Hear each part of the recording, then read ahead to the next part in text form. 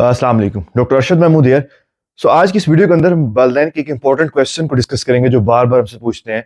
और वो कहते हैं कि डॉक्टर साहब मेरा बच्चा सोता नहीं है, बच्चे की उम्र कोई 3 माह है, 8 माह है, साल है, और बच्चे की रूटीन नींद की रूटीन नहीं बन रही, तो क्या मैं बच्चों को फिनेरगन सिरप दे सकती हूँ कि नहीं दे सकती। कुछ लोग तो ये सवाल पूछते हैं जिनको मेडिकल नॉलेज होता है और जो पढ़े लिखे होते हैं, लेकिन अक्सर लोग जो है वो खुद से इसको इस्तेमाल किए जा रहे होते हैं और बच्चों को पिलाए जाते हैं। तो हम साइंटिफिकली देखते हैं कि फिनेरगन सिरप है क्या, इसके अंदर मेडिसिन क्या है, इसके नॉर्मल इंडिकेशन क्या है, बच्चों में कब देना है हमने, और इसकी डोजेज क्या है, और इसके क्या साइड इफेक्ट हो सकते हैं। तो फिनेरगन बेसिकली एक ड्रग है, इसके अंदर एक ब्रांड नेम है, इसके अंदर जो ड्रग पाई जाती है उसका नाम प्रोमेथाजीन है।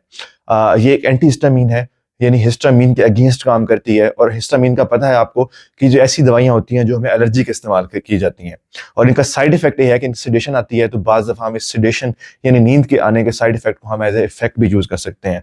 तो डेफिनेटली इसकी अगर इंडिकेशन की बात की जाए तो ये रनी नोज यानी नज़ला जुकाम, जो एलर्जिक नज़ला जुकाम होता है, छींके आना होता है, उससे इस्तेमाल किया जा सकता है। इस तरह छाती की बंदिश, ये चेस्ट कंजेशन में इस्तेमाल किया जाता है इसका। इसी तरह बड़ों के अंदर ये सिडेशन यानी नींद ना आने के मसले के लिए, अगर उनको नींद नहीं आ रही तो उसके लिए हम timely for period of 5 to 7 days इसको इस्तेमाल कर सकते हैं।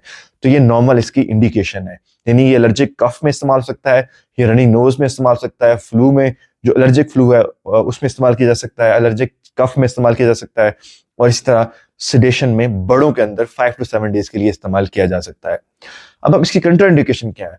तो छोटे बच्चे जो हैं, खासकर जिनकी उम्र 2 साल से कम है, उनके अंदर ये बैन है, उसके अंदर नहीं देना, उसके अंदर स्ट्रिक्टली मना है। उसकी रीजन क्या है? उसकी रीजन ये है कि छोटे बच्चों के अंदर देखा गया है कि ये उनके अंदर रिस्पायरेटरी डिप्रेशन करता है, उनकी सांस लेने के मसले पैदा करता है, उनके सांस लेने की रफ्तार कम करता है, उसके सांस लेने के मसले को स्लो कर सकता है। होता है क्या है कि जब बच्चे को आप पिलाएंगे सिरप, नॉर्मल डोज में भी अगर पिला दें आप इसको, तो उनका सांस लेने का मसला शुरू हो जाता है, वो सांस कम लेना शुरू कर देते हैं, और हो सकता है वो सांस बंद कर दें और बच्चे की उससे डेथ भी हो सकती है। तो डेफिनेटली ये एक बहुत बड़ा रिस्क है। अगर आप लेना चाहते हैं तो कोई पेरेंट ये नहीं लेना चाहेगा अगर उसको इसका साइड इफेक्ट ये पता हो। तो आपके लिए मैसेज ये है कि 2 साल से पहले इसको हरगिज अपने बच्चे को नहीं देना, उनकी नींद के लिए ये मौजू बिल्कुल नहीं है। 2 साल के बाद आप दे सकते हैं, लेकिन फिर वो अपने पीडियाट्रिशियन के अकॉर्डिंगली इसको देना है।